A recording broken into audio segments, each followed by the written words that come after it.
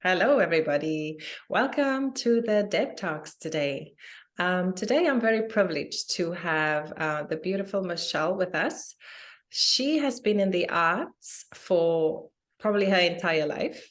And how I met Michèle was it was very amazing for me. I was on a call with some other few people, and Michèle was doing a little, a workshop with us. And I didn't know that she was going to be on that day, but it was lovely. And she gave us this drawing to do. And then she just kept asking questions about this drawing. And I was completely fascinated by what came out of my particular experience. And and I guess after I realized that I have to interview her and I have to introduce her to our listeners, and just all about how she has used art, beauty to develop the skills that she has and that she also shares with others in workshops, online, I guess, and in person.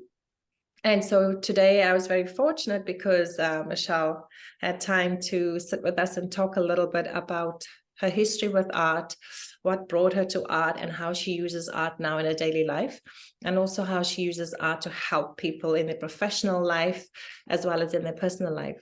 So without further ado, everybody, here's Michèle. Michèle, please tell us a little bit about yourself. Thank you, Deborah. Thank you to invite me to this podcast and meet in a way all your listeners. Yes. I'm very honored, and I thank you so much. So first of all, what I can say is that in my family environment, I was born in an art environment because my parents were liked very much art and beauty, and my dad had always this strong belief that art can change the life.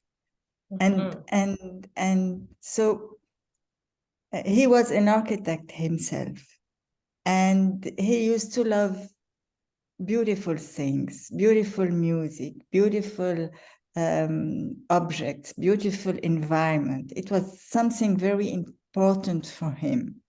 So I think he learned us, because my sisters, brothers, and he learned us in a way to love art. To love art also. Yeah. Yes. Yeah. So that was lucky that you were born into that family. Yes, and more than this, when my first child was born, the first thing my dad told me, please, if you have to teach your children something, teach them the beauty. Wow. Wow, that's good. So this is something I kept in mind, and the more I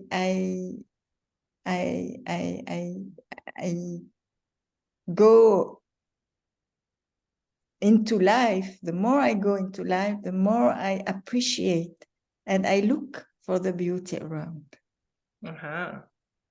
Yes, that's good to remember, because I think often as we get older, a lot of us, even when we're young, we're so bombarded with life. And especially nowadays, there's so much technology that it's so easy to see something and not really see it. We're just like scrolling past it. And so that's why when you did that little workshop with us, I was so taken aback by the results of that, because in that moment, when you ask the question can you look at it again? Can you look at it again? Because at first glance, you can only see a glimpse. But when you look again and again and again, you see so much more. And I think that's probably part of why, as we get older, for some people, we get to slow down so that we can look at things and really see them. And then some people also, as they get older, they see even less. So it really is just a choice, isn't it? It is a choice. It is also a habit to take. You know, the more you pay attention to the beauty around, you pay attention to details, the more you slow down, the more you take the time to look at things the way they deserve to be looked at. Yes. The more you're going to see. Yeah. And the this more you kind are of goes connected. This kind of goes hand in hand to what we always talk about on our podcast here, as about when we become present. Because our mind has a tendency to take us in the past, where there's a lot of sometimes, regret. I didn't do that. I didn't get that. And then sometimes in the future, doubt and fear, don't know how that's going to look like. So the mind is not allowing us to be present, but there is a way to be present when you stop the mind and you actually become present with what you're looking at, or with who you're talking with, or what you're eating. Because actually every action, like for example, when you're eating your food and you're totally present with the food, it's a whole different experience than when you're just gobbling it down, talking to somebody, being on your computer, being on your phone. So everything in life really comes back to this thing that we call presence. To be present in the moment, then you can see deeper, right? You can see more. You can see deeper, you can see more, you can catch more information, because the universe, the surrounding gives you information. All the time. Just all the time, all the time, all the time. So just take this time. Sure, the past doesn't exist anymore. The future doesn't exist. What exists, it's just now, the minute where I am now. So if we just take this moment to breathe out, breathe in, just feel what's happening inside our body, just open our eyes, raise our head, just to look around what's happening. There's so much we can learn and so much information we can get. Yes, I know that. And it's funny because, on this podcast, we talk a lot about how spirituality is part of your daily life. And we always talk about meditation, we talk about yoga, and there's various other modalities that people can use, breath work and so on, to try to bring yourself present. And I have to say that when I did that little process with you, I was so pleasantly surprised with how easy it was to do it with this object that I was looking at. Because I guess I never did it. Sometimes when you go to a museum or something like that, you're looking, right? But yet I think art is just everywhere. Like how simple it was when I just picked up my object that I had, that I didn't even know what the whole thing was going to be like, and that was just on my table. But the way that you brought us to that point, to be present with that, was phenomenal. And I had the same experience that when you become present in a meditation, but it was different because my eyes were open, and I loved how you gently prompted us to come back. And what else do you see? What else do you see? What else do you see? I really enjoyed it a lot. And so that's why I was like, wow, I want to share this with everybody by interviewing you, to just, tell people how easy it is to become present with whatever you have. You don't even have to go to a museum, or you don't, because sometimes we feel like, I don't have a painting that's good enough, or it needs to be a Picasso, or it needs to be a Mona Lisa. That's not necessary. So can you please explain to us a little bit how, it's possible just with the things that you have around you, or even the people that you have around you? Sure. Well, this exercise I suggested to you last time was inspired by clean language, metaphors and clean language. So it's a very simple process. As you saw, it was very simple questions. Yes. What kind of element is that element. And as you noticed, I asked it few times, the same way, the same question. And this process is known to be very simple, and it has been designed not to disturb the person you are working with. Mm-hmm. It's her question. It's some as a coach, I don't need to know everything. Just what do you want to happen in your life today? Is there any question you need to have information for it? And then you see, now I'm looking at you. You have some flowers behind.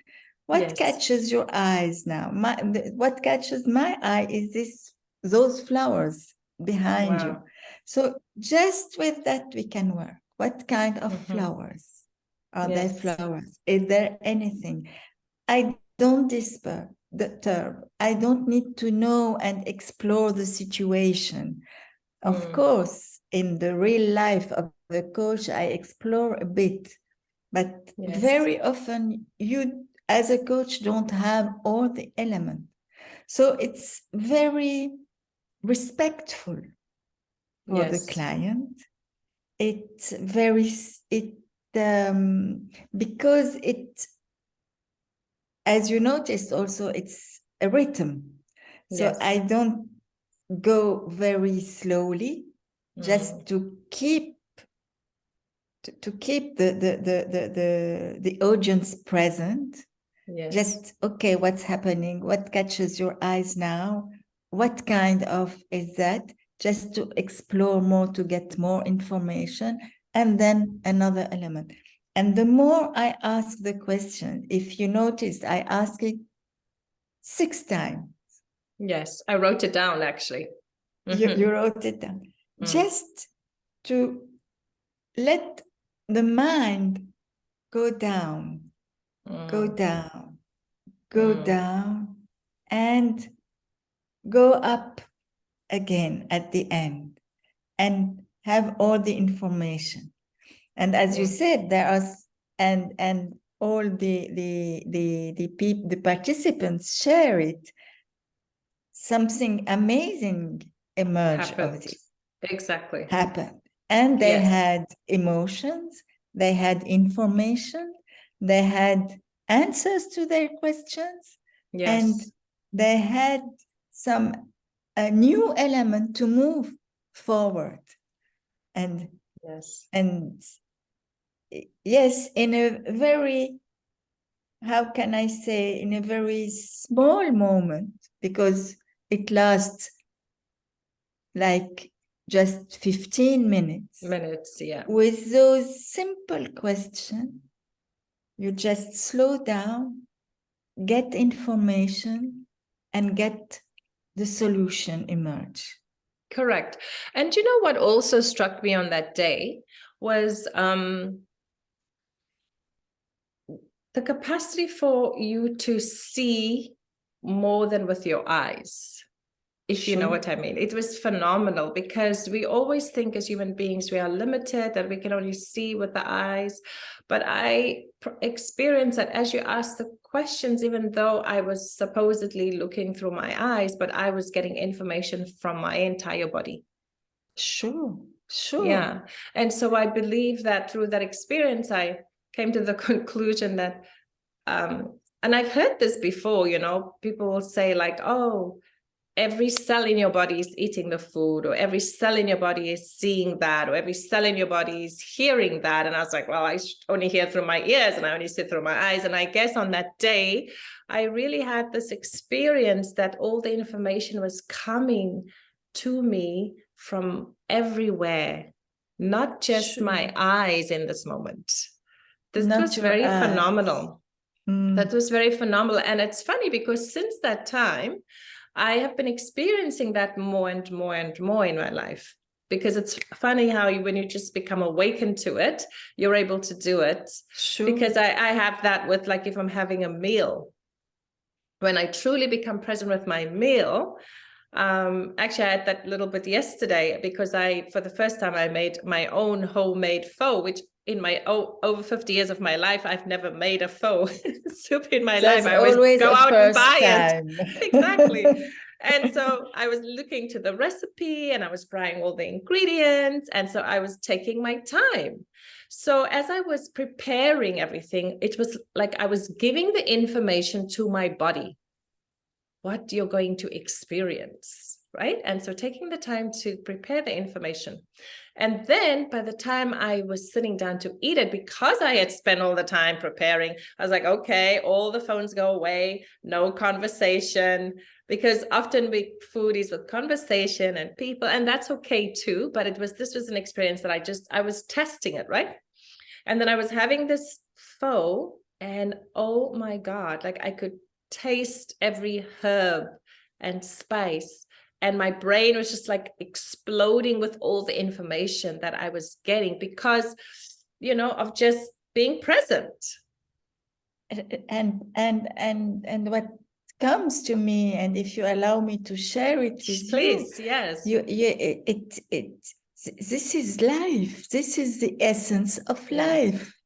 Yes, and it was so simple, because our mind is constantly telling us these funny, weird things, and everybody's different depending on their upbringing, depending on their, you know, what their story was in their childhood. And so for me, I would have always thought, when I was in my 20s as well, to me, like, to go and have an experience was to go to an expensive place, or to have this expensive food, or, you know, so that would be like, oh, that's really great. And so, but when you really dial it in, you can see how simple it is to have the most magnificent experiences in life. Sure. It just needs you to be present, slow down and be present. But I think also the story that's running us, you know, from the childhood, we are not always aware that it's constantly running. It's because it's running in the background, in the subconscious.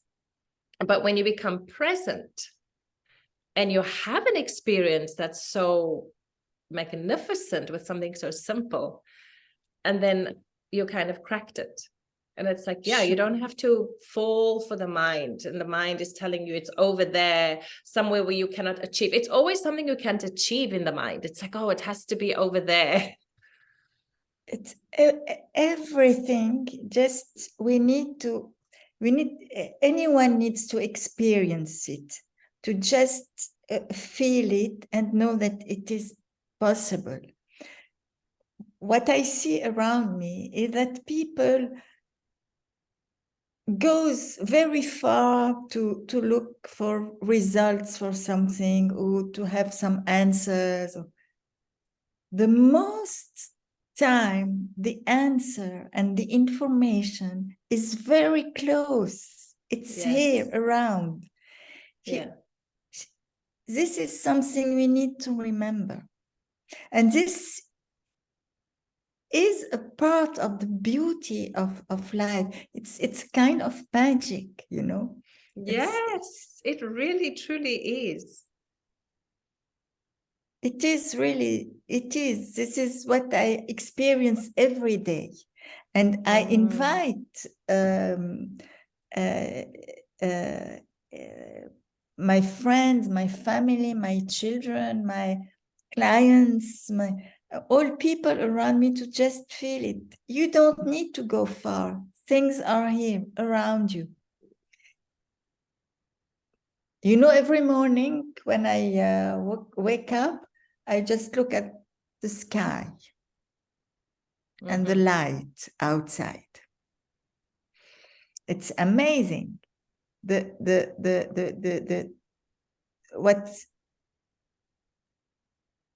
How much information you can get, how much answers you can get. Just to look at the lightness, to look at the colors of the clouds, to look at the sky. If you wake up at 6 or you wake up at 7, it's different. Yes. You understand the essence, the meaning of life. Things doesn't last, they change all the time. There are a lot of things that make them change. So it gives a kind of wisdom, just Yes. accepting things The as change. they are, and the change. Yes. Yes. I don't know why, but somewhere for us, we don't like so much the change. We like things to stay the same. I think when I think of my own experience with it, it's like there's a fear of having it the way I don't know. It's better to have it the way I know, right? So there's this Sure. wanting attachment to when you like the way it is, and then pushing away when you don't like how it is. But when you truly trust life, then when you open yourself up, there's so many possibilities in the change that you wouldn't have had otherwise if you stayed stuck in the sameness of a situation. So perhaps for us, it's time to really let go of the attachment of how we think it should be or how we want it, and just embrace how it is. And like, if you can just, and every morning it's like a clean slate. You get that opportunity to, like you said, wake up and look at the sky and see what the information is there, or wake up and cut your vegetable or your fruit, what you're going to have, and see the connection your body is going to have with it. There's so much opportunity to be present Sure. with the change and to see the magic in it, rather than being so, because even myself, like internally, there's so much energy that goes into the past and how it was in the past, and how I want to repeat that thing that I liked in the past. And then there's not much energy left to totally enjoy the present moment. And that's probably, when you put it in a nutshell, when you did that little exercise with us, it was a real way, it was very tangible. It was a tangible way to experience the being in the now. And, in a secure, that was very powerful. Yes, in a secure frame. Yes. It was secure, nothing dangerous. I was not asking for something you can't do.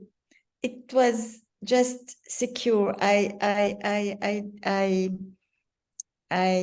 introduced the exercise before.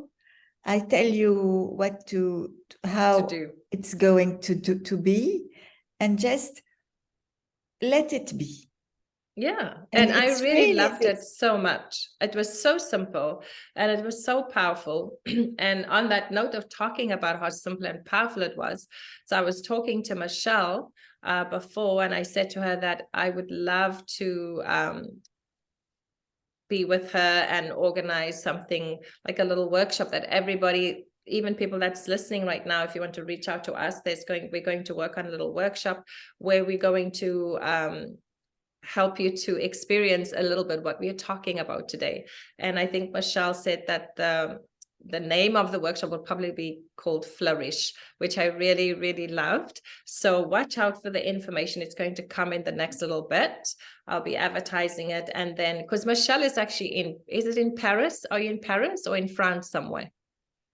I am in Paris. I live in Paris. She's in Paris, yeah. So we have a little time difference to organize, but we're going to work out all the little details. And then we're going to offer this a 2-hour little workshop where she's going to take us through this little journey. And then, of course, I'll do a little meditation just to help people to really bring all that stuff together. And I was just so thrilled to have this experience with Michèle, and I want to share it with more people, because you guys know how I am. When I find something good, I want to share it, because that's how, it's great. That's how, we always share all the good stuff around. It was for me, in all the, like, I've been meditating and doing yoga for over 25 years. And this experience with Michèle was just mind-blowing in the simplicity and in the, like, it was kind of orgasmic, if I can use that word, to have such a simple thing creates such a all, your whole body, your whole physical being was connected with the information. And it just blew me away. So I wanted to share and actually do that more with Michèle as well. So you'll be hearing that pretty soon. Michèle, just tell us a little bit. I know a little bit about your history with, coming from Lebanon and moving to Paris. Tell us a little bit about how that journey helped you also to be in this art and the beauty, because we know you were born into a family like that, but you must have made a choice to continue with it. Yes. When I was a little girl, I used to love beautiful things, of course. But as you know, today I draw, I paint, I model. So, but for several years, when I was a little girl and even a young a teenager, I used to say, no, it's art is not for me. Mm-hmm. It's for my brother. I have a brother who draws very well. He is an architect today. And I have a sister who is an artist. She draws also very well. She paints.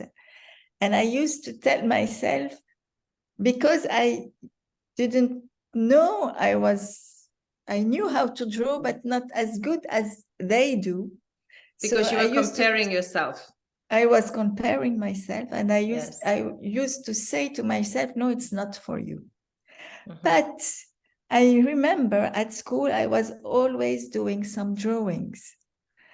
And when I was 13 at school, my art professor told me, give us a painting to do. And she told me, I want you to be part of a competition. It was Fabriano. I told her, no, I don't want. And she told me, it will be only you. I don't want anybody else but you. So this was a first experience in art. After that, I did it, but not very like a hobby from time to time. I used to work with children, and the most important thing was to bring them in those creative activity. I was always imagining how I will decorate the classroom, how I will imagine how do you say, a show with the children dancing, and this was it. And then when I came to Paris, I had to work with this antique dealer, and I used to help at school, in my children's school. And what I did is, there is always a big party every year at school with the whole classes. So I was giving for free my help to school, and I used to work on how to decorate all the school. So there was things like this.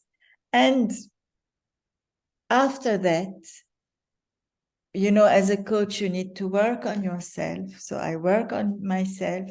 And what is very important for me is just to reconnect to what anyone really is. So with this journey, clean language journey, for which I've been trained to, I had this beautiful experience to reconnect myself to this artist part inside of me. And now I can't stop drawing, painting, and now I began modeling the more and more. Wow. Yes. So it's amazing how you rejected it in a way because you compared. And I think a lot of us do that. I probably myself did that in my life because I was like, oh, I'm not a good drawer, or I'm not a good this. And when I just forgot about that story and I just started painting or, started drawing a little bit, it made me feel very happy.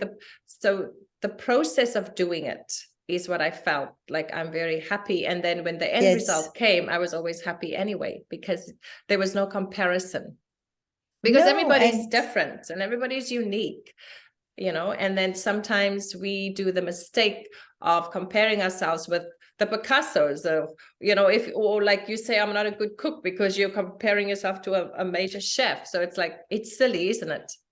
It's silly, and what is important is to know that there will always be someone better doing things better than us. There will always be people who do things worse than us. Yes. So this is what is important. Just to experience what kind of feeling it brings, what kind of magic, what kind of pleasure, what kind of positive emotions.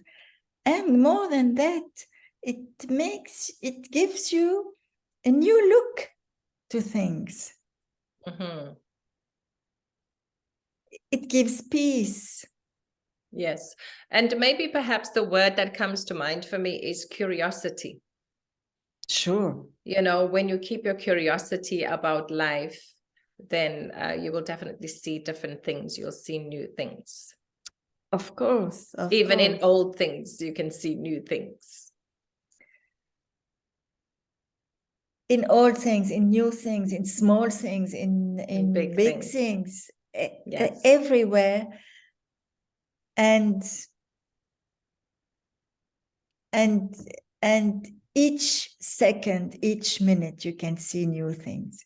This is why, because I've been experiencing all this, I need to share it with others, and I need to integrate it into my coaching practice. Yes. Because art also is a very powerful media to go, to grow up. Yes. Yes. And I think one of the most beautiful things that can be experienced right now with people is how what you have around you, doesn't matter if it's one painting or a drawing, you can use that as a way to become fully present, so that you can have those, like you said, you can have those experiences throughout your entire body that could feel like a luxury, that could feel like, that could be beautiful, that, all these things that we keep thinking, I have to run outside of myself, or I have to go to this other place to find it. Everything is already within us. It's just our inability to get it out. And art is a beautiful way that is a medium. You can use it as a medium. It's a medium, of course. Yeah, I use it as a medium. To heal, if there are any issues that you want to heal from. Because I loved also what you did in the experience we did before. It's like you said, write down something that you want resolved. And honestly, like, it just blew me away, like how the simple exercise that you did answered the question. And so again, just bringing home to us how simple it is, and that we have all the answers, and that art can beautifully help us to get to the answers within us. Because maybe there's a block, maybe there's something in the way that you can't. So not necessarily do you have to have lots of money or know famous people, or no, it can be simple. So the key is really to understand that if you're listening here and you're struggling in your life, everything that you need, you already have. Just begin by breathing. Right? Simple. Breathe out. Everybody can breathe, right? Because if you can't breathe, you're not here. Open your eyes. Just raise what can your you hand. see? And just look, you'll see things. Open your ears. There's always something you listen to. Even the silence can be very talking. You can hear things by touching, feeling, tasting, smelling, just being open to all those small things. Yes, can really help. Being present is also not to forget ourselves. Because I know we live so unconsciously, completely unconsciously. We don't even, I remember many years ago when I first started doing breathing techniques, excuse me, I couldn't believe how I wasn't aware of my breath before that. I wasn't aware that I was breathing, and then becoming aware of the breath, becoming aware, of your thoughts, becoming aware of your body, becoming aware. And we have so many beautiful modalities in our existence that can bring us back to the self. And I really believe that you really showed me that art, because, I had my own little things about art, because as you grow up and you have your own little beliefs about art. And to me, art was always like, people over there are doing it. Some outrageous people can paint, and and it was always like, it could never be me. And it's like, once you just let go of that story, everything is for you. Whatever you have is in you, and everything is for you. But you don't have to compare it, because when we do the comparing, that's what the mind does. The mind does the comparing and robs us of what can be ours. What happens around us, the society messages push everyone to compare. It's a sad thing, because when you leave behind the comparison and just believe, I know it's not so easy, but just believe and tell yourself that you can give others a lot, the same as they can give you a lot, and you can learn from each other. Yes, that's it. Very simple. I love it. Michèle, I want to thank you so much today for taking your time to talk to us. And I'm so very excited and looking forward to our workshop together. We will post all the information for everybody so people can reach out. And just, looking forward to having those experiences, those simplistic experiences with what we already have. We don't have to go out and buy anything. It doesn't have to be about money. It doesn't have to be about being over there. So I just want to thank you today for taking your time. So special, all the way from Paris to talk to us. Yeah. And I'm looking so forward. Yeah, I'm looking so forward to us working together. And yes, until next time. Thank you so much. Until next time. Thank you, Deborah. Thank you.